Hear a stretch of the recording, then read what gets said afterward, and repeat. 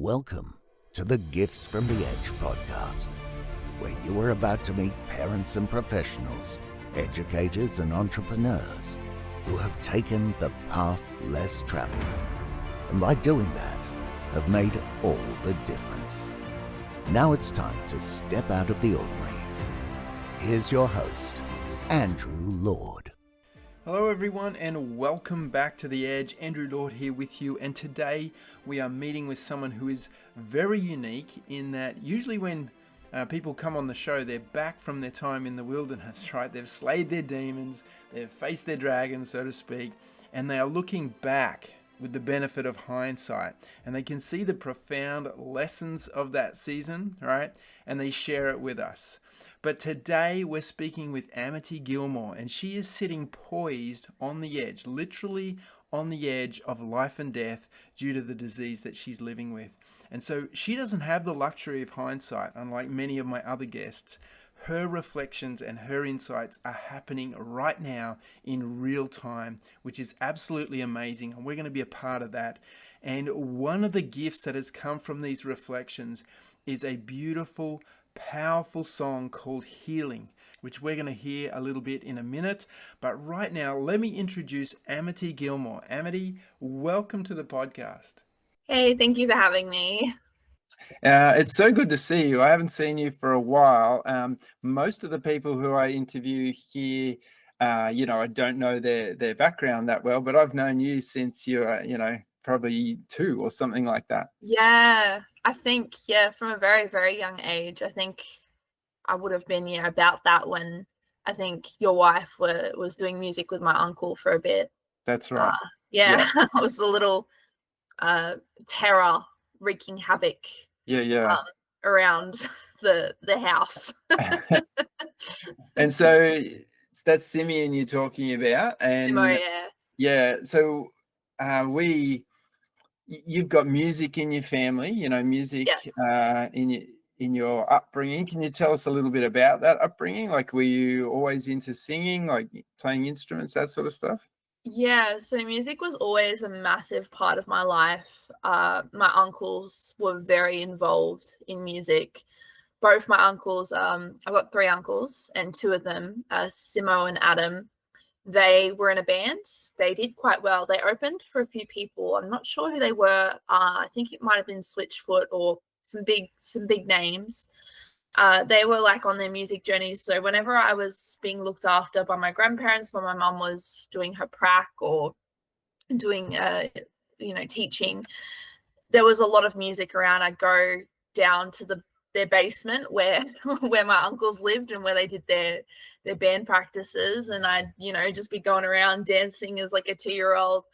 And my mum was also very musical. She plays the violin, and my earliest memories of music is like my uncles, but also my mum being in her room, getting out the guitar and just playing along and singing. And then I used to, I felt drawn to it. I'd hear it and I'd just zoom. I'd like go straight and join her, and we'd sing the songs together because a lot of the songs I know from church. And so music was a big part of who I am and my upbringing.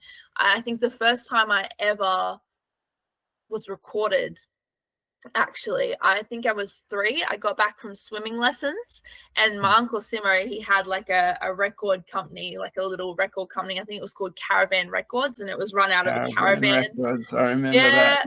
Yeah, and it was run out of a caravan in my grandparents, like around the side of my grandparents' house. And I remember coming back from swimming lessons, and my uncle's like, "Do you want to be in a swimming lessons commercial?" Because he had like some swimming lessons commercial he was recording. And so I got pulled aside by my uncle, and he's like, "Do you want to do a swimming commercial?" And I was like, "Yeah." So I remember I sung this little jingle about swimming lessons. I don't remember what it was. It was like, "I love swimming lessons," and then started singing. And I remember he was like enthusiastically telling me, "This song's going to go everywhere," like, being the cool uncle. Like, and I remember distinctly, he chose the 2 places that I knew that were the furthest apart that I've been to. It's going to go from Byron Bay all the way to Orange. And to me, like Byron Bay and Orange were just That's like the world. so far apart. Yeah. So that was the world for me. So he was like, it's going to be played all the way from Byron Bay to Orange. And I never really knew what happened to that commercial. I think it never ended up happening. I think it got shelved. I think Sophia was involved with that one as well. And Yeah. ended up on the shelf somewhere. Yeah. But yeah, it will be interesting if I could dig that up. Yeah. I still think it's got legs. Yeah. Yeah. So tell me about other aspects of your childhood. So your mum's a teacher. You went to school, right? Yeah. So the I say that with like a question mark in my voice because our network there's a lot of homeschoolers. So people listening are probably thinking, oh, yeah, of course she went to school. But tell me about that. Were they happy years, troubled years, tough years, like bit of both? Yeah, bit of both. I struggle in school. I've always had issues, medically speaking. We just didn't know exactly what it was. But some of those issues did make me stand out a little bit from the other kids. I had a motor tic disorder. So at times I would what's called tick. So I'd make like a movement with my hand or something, and it was a bit hard to control. And I still struggle with it, but like less so. I've got medication and stuff that helps with that, but it's really hard because kids tend to see stuff like that and they tend to then be like, oh, well, she's weird. And then there's a lot of bullying that comes along with that. So I did struggle with bullying all throughout high school, but it wasn't all throughout primary school. But I would say it wasn't all bad because at one point, I feel like at one point I moved schools, and in my early years at the new school, there's a couple, the music teacher and his wife, who really took me under their wing and encouraged me to do music, because I had got to a point where at my old school, I didn't want to do music anymore. I was sick of it. There was a lot of bullying going around. I wasn't the best singer back then. I mean, I was 10, so and I, wanted to be like Hannah Montana and, all that kind of funny stuff. And so I really didn't want to do singing, but I still to this day credit the reason I do singing to a number of people. But on that list would be, the music teacher, his wife, and also my singing teacher, who happened to be at school as well. So I do credit a lot of what I do today by the people who believed in me when I didn't even believe in myself. So I remember you being in some drama performances as well. Yes, I loved acting and drama and musical theatre. I don't do it as much nowadays. Sometimes I miss it. Sometimes I'm like, well, music was always my number one. And then drama just kind of ended up happening because it's got music as part of it. And I love it. But and I did a lot of that, and it was a lot of fun. Yeah. And so if I'm hearing you correctly, this disease that you're facing and battling now, it was there like from a very, very early stage, but was not diagnosed. Is that right? No. So the condition I have is progressive. So it doesn't show up until later years. It will show up in earlier years, but like I grew up having chest pain. I grew up dislocating my joints. I grew up with all those sorts of things, but because it wasn't severe, like it wasn't to a point yet where it was like really severe, I didn't seek medical attention, didn't see a doctor. I just thought, I don't really know what I thought. I thought dislocating your joints sounds pretty severe. Yeah, well, it does, but I kind of thought that that's normal. I knew it wasn't normal as per se, but I thought up reasons why it could be. Maybe because I'm active, maybe because I'm a dancer and like I danced a lot. So because I did a lot of dancing earlier on, and I wondered whether I just was, a multiple dance injuries, which now doesn't make sense because it's multiple joints. It wasn't just one particular joint. But I think when you're a kid, you just don't think beyond what you know. And so you just think, oh, you know, yeah, I'm a little bit different, but that doesn't, you know, dislocating joints doesn't equal, you know, organ failure. That's you never think that's something you never really think about. What's the disease called? Ehlers-Danlos Syndrome. It's a genetic connective tissue disorder. So what happens in your body? Multiple different things. So it affects every organ in a different way. My stomach is paralyzed, so it doesn't do peristalsis, which is the movement that helps move food through. My intestines are also go in and out of paralysis. They do a thing called a pseudo obstruction. I don't know if you've ever watched. There's a movie called Miracles from Heaven. So she had pseudo obstructions, chronic intestinal pseudo obstruction, which is something that I have as well, but mine is secondary to Ehlers-Danlos syndrome, whereas hers I don't think was. You can get it for different reasons. And yeah, there's just, and my heart's affected in different ways.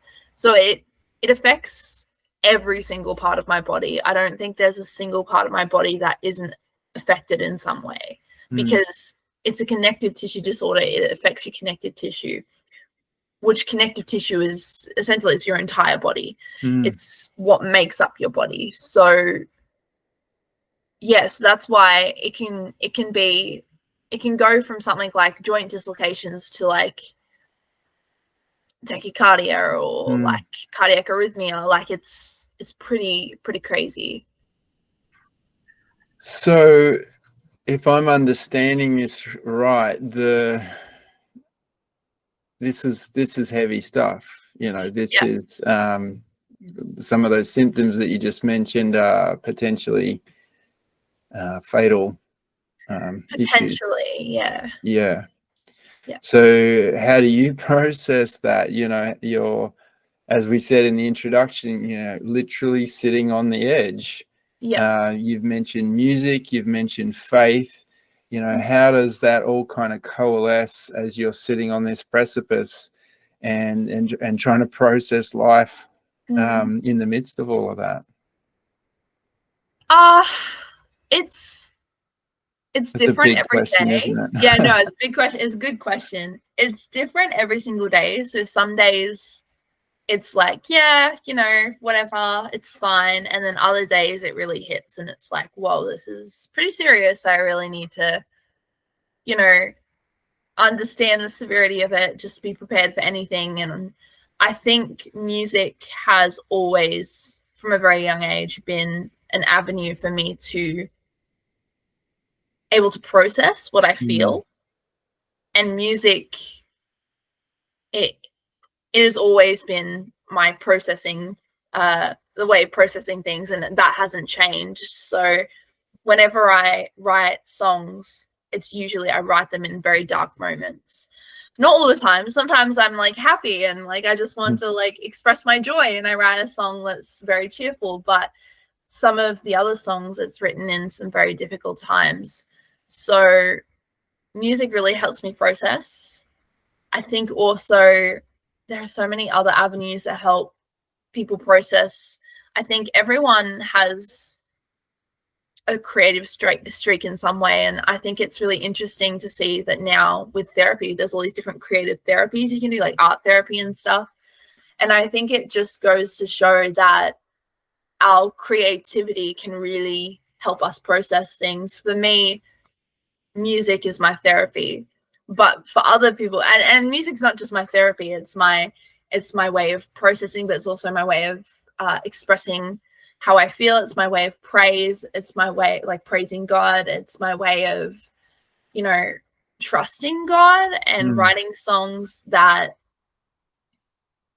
it's pretty much my commitment to trusting in Him when everything else is falling to pieces around me. So for me, I'd say music is definitely a big processing factor. And then also just having people around me who encourage me and who can just go through life with me, and we can, you know, cry when it's time to cry. We can have fun when it's time to have fun. We can be serious when we need to, be quirky when we can. So yeah, it's very helpful. Like you and I, you know, we have a faith. We have a Christ-centered faith. Part of that faith is believing that Jesus died on the cross to take away all the shortcomings of humankind. There's a line in the song that talks about the healing that never came. You know, you and I, we believe in healing, and yet here you are experiencing not that. And I have also been through times where, and I share this in my book as well, where I believe something, but for some unfathomable reason, there's another path laid out. And so this thing that we think is a no-brainer doesn't seem to arrive, that there's other, that there is another plan in play, or perhaps this plan, the healing is coming, but it's just not coming yet. You know, how do you sort of balance all of those things together? Yeah, I think trust is an important thing, and it's easier said than done. There are some times where I can say I trust God, but in my heart, I really don't know if I actually do. And then there are other times where I know I trust God because I've got no other option. And I think I believe in healing, and I believe the power of healing, and I believe that God still heals today, but I also believe in his sovereignty and his plans, and that our human minds cannot comprehend why he chooses to work in the ways he does, but there is always a reason for it, and he is always out seeking the best in us. And when I first got sick, my grandpa said this one thing, and I will never forget it. And he said, God didn't make you sick, but he didn't stop it. So God didn't give me this sickness. This sickness isn't because of God. It's because of a fallen world. It's because of sin. It's because of, you know, the way that this world is in brokenness. But God didn't stop it. And it's because God has other plans. He can use that pain to make something beautiful. And then in other times he can bring healing, and that can be the beautiful thing that is shared to the world. But there really is this thing that I don't think us as humans could ever understand in this side of heaven, to why some people he grants healing and others he doesn't. And it's really hard to kind of sometimes accept that, to be like, okay, well, you know, maybe he's not going to heal me, but maybe he is. But if he doesn't, like, what am I going to do with that? But it's not what we're going to do with that. It's what God does with that. And I think that, you know, I still haven't lost hope. I know that there is still a chance that God could heal me today, tomorrow, like any time. But I also understand and know that there is a chance that my healing may never come until I go to be with him in heaven, because ultimately heaven is going to be the ultimate healing. No pain, no suffering, no any of that. And so I think the beauty is looking forward to that, but also knowing, like, God is still powerful. He still heals today. He still does miracles. But understanding that may not be your story, and maybe it is, but like trusting him that whether it is or whether it isn't, he knows best, which is hard. Yeah. No, it's amazing that you've got that attitude, and I find it incredibly inspirational. You know, you're what, 23? 24. 24, yeah, just to have that sort of maturity about you now, I just think it is amazing. And, you know, this episode, the songs that you're writing, all the, I know you're doing some other podcast interviews coming up soon. So these are all like moments of legacy as well. Like, I think it's a really cool thing to be able to capture this. And I think about that for my life. When I create courses or when I share things online, I think this could outlast me, and maybe this will help some people in the future, in the overall scheme of things, we're all here for a space of time. And what we do with that to create a legacy is I think a special testimony to who God is for us in our lives. Definitely. So tell me what's coming up next. So you said before we started the recording, that you're heading off to Newcastle. There's some exciting things on the horizon. Yeah, so I'm going down to up to Newcastle, tomorrow actually. So we go up there to do some podcasts, I'm not quite sure what else we're doing. I have an attitude of just, all right, cool, I'll be there, and then I'll just going to show up and see find out what happens. Yeah, I think that's a good way to be, because if you have all these expectations, it's like, but also at the same time, if you don't know what you're expecting, you can be like surprised, and there's all this like really fun stuff. You're like, oh, this is so cool. I love just saying yes and working it out later. But I've got that. I've also got a music festival coming up at Kiama, so I'm involved in that. I've got a set there, which I'm really excited about. That's my second music festival, but it's like probably maybe the first kind of bigger experiences of a music festival that I've had. And that's super exciting. Yeah, it is super exciting. And I've got more releases coming out as well. We're constantly writing, constantly recording. I record with my producer, Luke Garfield. He's incredible. So all of the musical instruments, the composition, that's Luke. He's really good at that. I write the words, and I write the I have the melody, and sometimes I have the chords, but he then takes that and makes it what it is, like today, what you hear it as. And yeah, and I'm excited to see what God does with it. I think it's one thing to be like, yeah, this is so exciting because this is what I love doing. But then also another element of it is to see how God uses it, because essentially I don't believe that I own my voice. I believe that it's God-given. It's a gift. It's not something that, I can claim for all the glory. I deserve none of that glory. It's God that deserves that glory. And I also believe just as he gave me the voice, he can take it away. So, my faith isn't, or my trust or my worth is not, it's not holding on to the voice or my voice. It's holding on to God and what he does with whatever he uses to, whatever he chooses to use me in. And if that's my music, then that's incredible. But also if it's just being a friend to the people I know, and that's something that I treasure just as much, like almost more. Yeah, more I treasure. So yeah. Yeah, that's special. Is it okay if we listen to a little bit of healing right now? Yeah, sure, definitely. Cool. I bow my head to pray and close my teary eyes. Don't have the words to say, but a groaning in my heart. And as I open up my eyes, I see the stars, the brightest one. Falls as the moon cries out, she's far too young.